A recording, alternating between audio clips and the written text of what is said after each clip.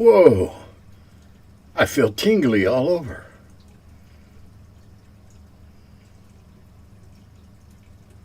Well, I guess I'm here. I guess I got to do it. I was somewhere else and now I'm here. So let's get to it, shall we? Okay.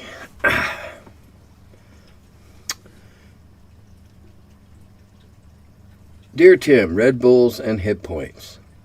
Why not treat a percentage of combat damage as mere exhaustion and therefore issue an HP refill based on con, etc. after a few minutes or tens of minutes or half hour of non-combat, low effort time? Well, I'll explain that and I'll answer that in a minute here because we've got somebody else that wanted to talk about this. Thinking about your Red Bulls analogy for healing potions hit home after watching a local medieval martial arts exhibition. These fellows use several types of real swords, rapiers, sabers, scimitars, broadswords, etc. They wore armor, heavy padded stuff, and very sturdy full helmets like a cross between Aikido helmets and fencing visors. In one bout, they also used bucklers, which was pretty cool to see. They sparred in 2-minute bouts, and it was obviously so incredibly tiring. They were gasping for breath at the end of each bout. 6 people rotating through the various weapons matchups. At the end of the whole thing, they were all panting, unable to complete sentences without gasping, dripping with sweat. So now I'm leaning on thinking about HP in 2 ways. You got your fatigue and you've got your wounds. I'm inclined to give a fighter a bonus with a bonus to constitution, a couple of hit points back after 10 minutes rest. I would also think about giving other classes a similar but lower rebound, just in terms of recovery in line with that notion of a percentage of exhaustion drain on HP. Okay, if that works for you, I'm not in any position to object to how you do it. Let's comment, though, on the physical exertion. All right? Now, even allowing for the fact that these people that you watched at this exhibition were certainly in better shape than you or I right now, and certainly more fit than the average guy probably.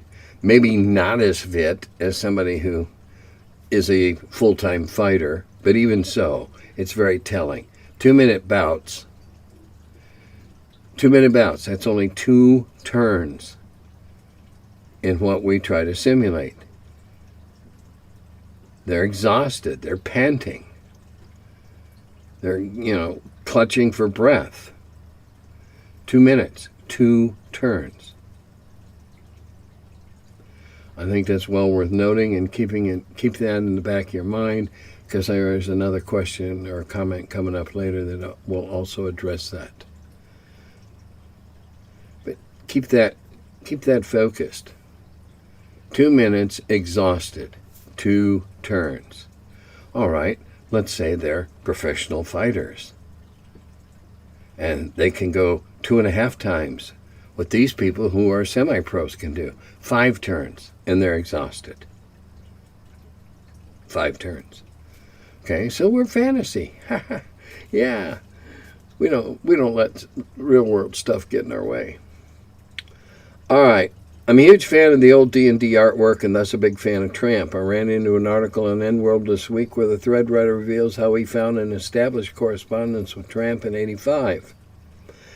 The writer also reveals that Tramp was trying to crowdfund his old Wormy comic into something only he owned, since TSR basically took all Tramp's work from him. I was wondering if you had any insights on this, since I recall that you saying that you and Tramp were once buddies. Yeah, we were. However, we lost touch with each other when Tramp left TSR. I wasn't there at that point in time. In fact, in 1985, I wasn't even in the hobby. All right, I had finally given up on adventure gaming and was off to do other things for the next 20 years. I know that Tramp was trying to figure out a way to do Wormy again. I'm sure that had he had the advantages that we have of Kickstarter now, he could have done issue after issue after issue of Wormy comics. No doubt in my mind, the hobby would have been sufficient that he could have done that, whether it was print on demand or bound, soft or hard, whatever. I'm sure he could have. I do know that, TSR shafted him. Mostly.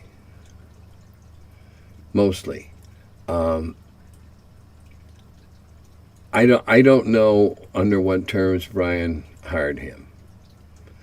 I do know that I never, ever signed anything that said that whatever work I did while I was being paid by TSR belonged to TSR, which is why some of the stuff I did doesn't.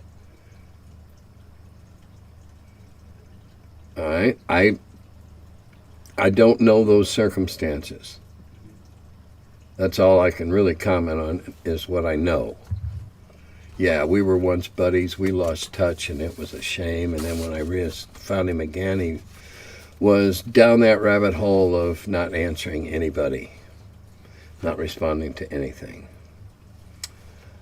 I like your idea regarding the family heirloom treasured keepsake type item. However, rather than have it buffing, have it something that, if lost or stolen, would shake their confidence and engender irrational anger.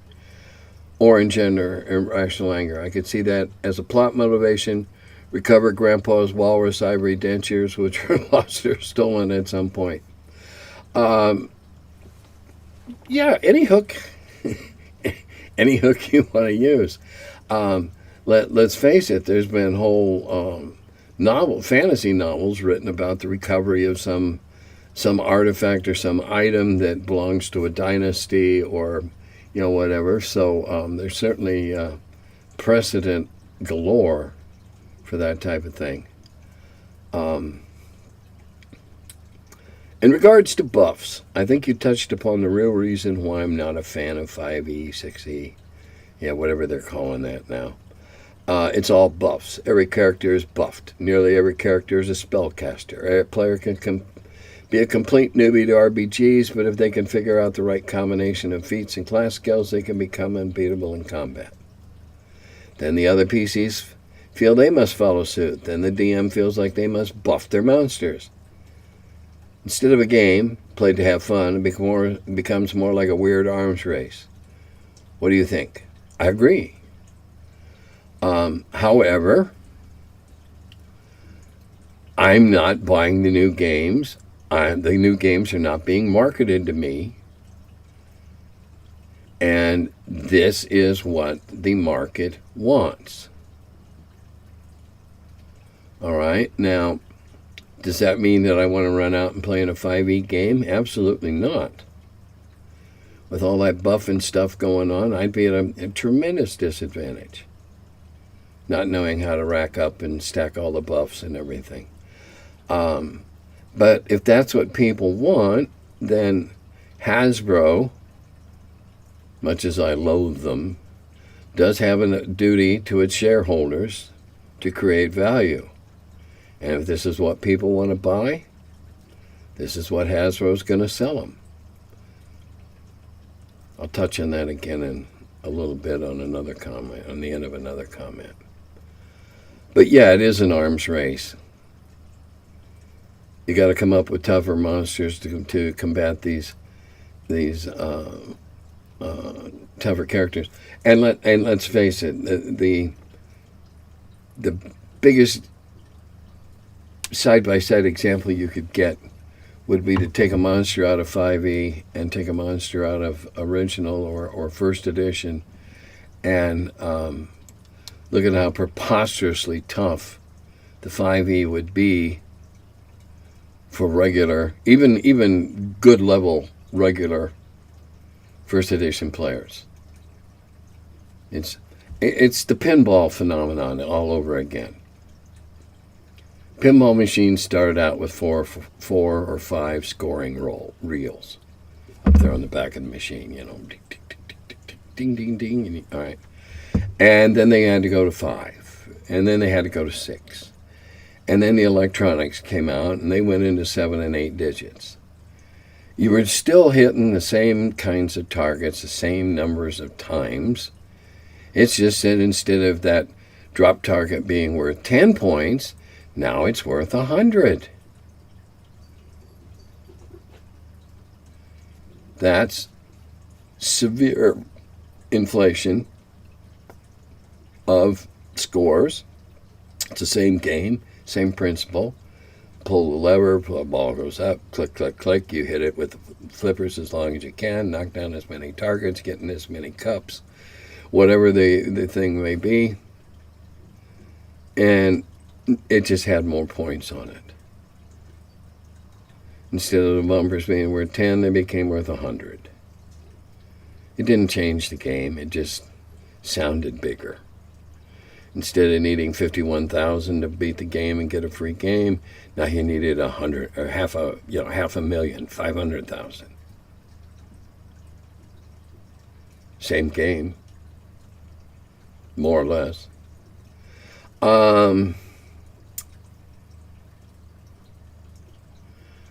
Okay, if Tim could answer this, so much better. If anyone knows the answer, is there an episode or link somewhere they could share where Tim outlines how he does use his hit points? I'd be curious to hear more of his thoughts there and grateful for the place to start. Okay, and somebody else seconded that. Hit points, I believe in my hubris that I use hit points in one of the more pure, original senses. Hit points are a measure of how long you can successfully dodge a fatal blow. Stamina, health, agility, all these things come into it. Some of the stats, of the 6 stats, add to hit points to recognize that. But that's what, it's not blood, it's not meat. All right? It's the ability to evade the fatal blow. Now, if it makes you feel like you're more realistic, to give yourself a bunch of Band-Aid type cuts along the way, that, okay, fine. I don't do critical hits as a rule, only in a specific circumstance. And generally speaking, critical hits, in many cases, probably are going to end a adventurer's career. If you are fighting a bunch of crocodilians, your raft got overturned and you're fighting a bunch of crocodilians, and the crocodiles get a critical hit on you, you're going to lose a limb. Or head. Or maybe even be chopped in half.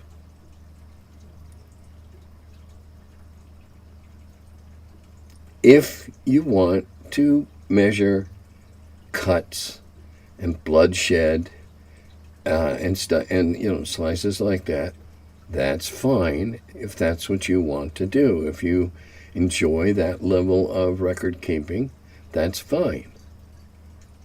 I don't. Stamina. It's mostly stamina. Avoid that blow. Combination of stamina and agility and strength, dexterity, all these things. And going back to the earlier comment, 2 minutes being exhausted, well, if you've been taking bang, some damage, here we are in the 3rd round, bang, some more damage, you're exhausted. Now, granted, if three hits and you're exhausted, you must be fighting something way bigger than you got any business fighting, or it's hitting you with something bigger way bigger than, yeah. But I think you follow my drift there. I hope. I've always liked to deal with hit points as stamina, agility, dex, strength, how well you can avoid, how long can you avoid that fatal blow.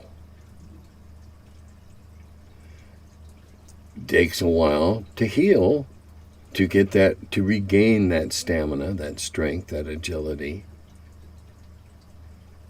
Because anybody who does any serious physical exertion for a burst of intense energy knows that you're going to be a little slower. We're getting better, getting over it, getting your strength back.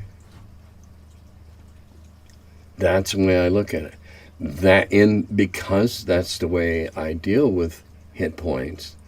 That's the way my cure light wounds as Red Bulls meshes.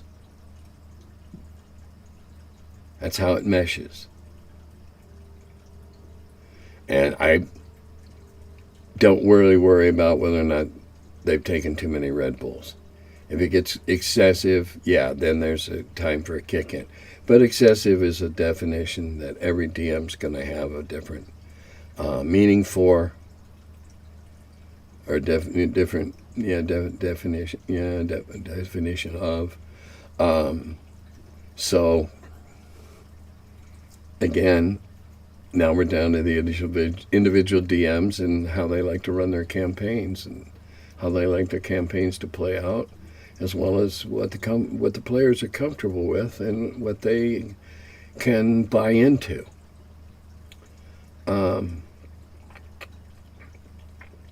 That's how I use hit points. You have a vast library of videos, so I haven't really been able to watch all of them. It's a true feat worthy of praise if you have, in my opinion. But I was wondering if you ever talked about playing a brunstein style game with Dave Wesley at all. Always enjoy the thoughts of the TTRPG forefathers, so I appreciate that some of you guys are around to chat about your life, because we often live vicariously through others brave enough to forge ahead of us, or just old enough to forge ahead of you. No, I never played a game with Dave Wesley. I really never knew Dave Wesley until a few years ago. There was so much of a divisive element going on between Minneapolis and Lake Geneva that those of us who weren't Gary or Dave had a hard time connecting with each other, because you were either in one camp or the other, and it was all a bunch of horse shit. However, I have gotten to know Dave. To be honest, no offense, Dave, I think brunstein would bore the shit out of me. It sounds more like one of those UN games or something of that nature. I want to kill shit and take their stuff, not sit around and decide what the village is going to spend on that problem with the intersection getting muddy after a heavy rain. Now, that said, I saw brunstein being played a couple of years ago at the first Dave Con up in Minneapolis, and they were obviously having a great time. A lot of the players had played several times before, so they knew what they were doing. But frankly, there are other games I would rather play or do than brunstein, simply out of personal preference. That's all. Nothing against Dave Wesley's a prince of a guy. However, I was never invited to play in any of the early ones because of Dave Arneson.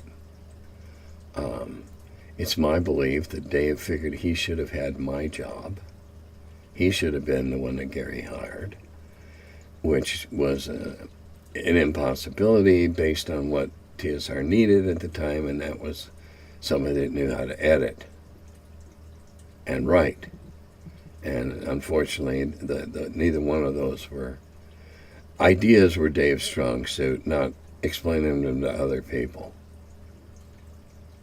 except in the Vegas ways. And as you play it, finally got the hang of it, whatever. But because of that, there was a certain resentment or animosity that it took me years to figure out why. And so I didn't get invited to a lot of things, which is why I didn't get to play with M.A.R. Barker when when Brian and Gary and I all drove up to Minneapolis. I was left downstairs. I wasn't worthy. I didn't know at the time. It was because Dave was the gatekeeper. Anyway, that's the answer about brunstein.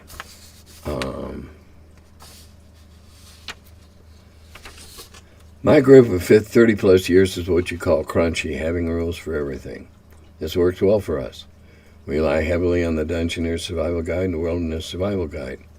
These publications are a wealth of game information. Can you comment on their creation and intent? First off, I'm not intimately familiar with either one. I'm aware of them. I have thumbed through them. I have looked at them. Like so many other pieces of supplementary material or material full of supplementary information, it's wonderful that they're there if that's what you want. It's wonderful. If you have a group that loves the nitty-gritty, the grit, then by all means use them. I, on the other hand, play a much more loosey-goosey style. I haven't had a long-running campaign for years and years, decades. So I really can't comment to that except as what happened in the distant past. All right. Good morning. I'm currently playing a character in an AD&D game who's working their way toward becoming a bard, which is definitely a long-term goal. It'll probably take years of real time before I take my first level of bard.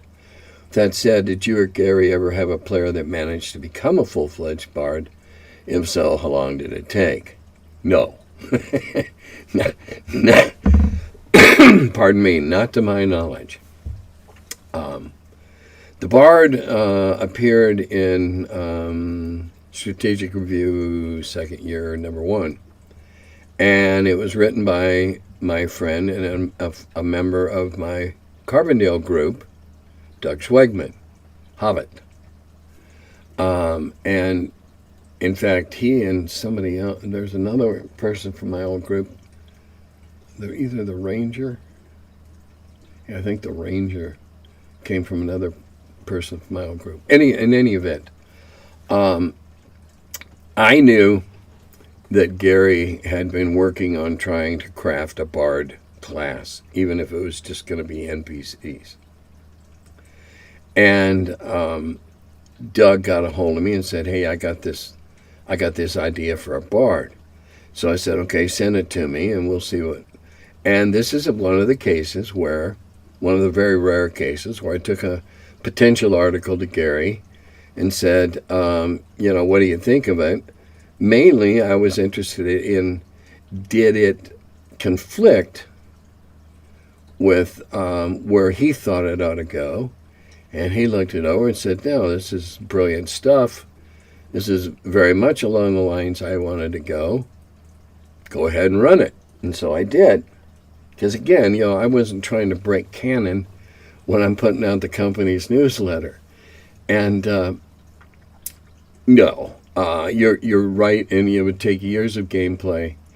You'd have to do a session a week for at least a year to rack up enough points to work through those. But it wasn't supposed to be easy.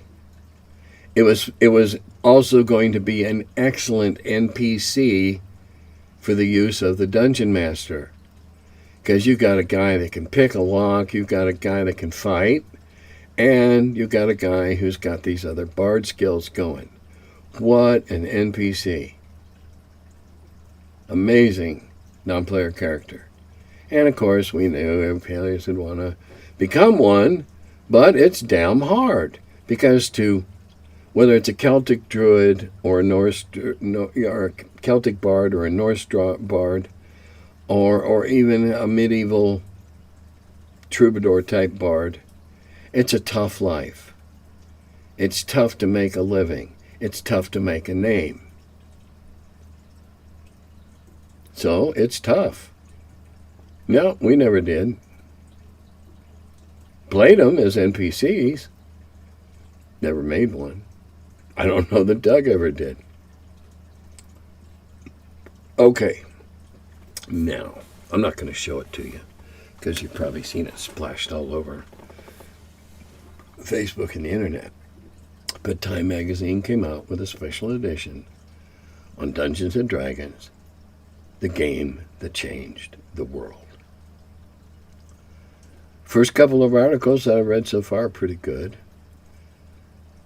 They spend an awful lot of time on what I consider to be something I would never do, and that's watch somebody else play. However, I can now see the advantage to Hasbro because people can watch. Okay, I understand this game now, and they can jump right in and play. I've not finished it. This is the first time ever that I have bought 2 copies of anything. One to read and one to put away. Because in years to come, I want my grandkids or my kids or somebody to crack open that and go, here, let's read about what Grandpa had his fingers in. Yep, that was Grandpa involved in something that changed the world. Now, you know that's got to give me a big ego boo. Oh, you bet. But to be honest, I've felt that way. I've known that we made a wonderful, positive contribution to society. I've known it for a long time. But when Time Magazine recognizes it, when the post office makes stamps, yeah, that little company that we started in 1975 in Gary's basement changed the world. It's $14. You decide for yourself whether or not you want to pick it up. As a cultural artifact, you might want to pick it up so you can show it to your kids one day and say, look at this. See, this is what we've been doing all those years ago. I don't know. Maybe you don't want to. That's up to you. But I look at it as a milestone that Gary and I never, ever in our wildest blue sky talks said if one of us would turn to the other and said, one day we'll be on the cover of Time Magazine, and in a good way. Whichever of us said it, the other one would have been laying on the floor, holding their sides, rolling with laughter. Preposterous. Inconceivable. And yet. And on that note, I'll leave you. Dodata Govi.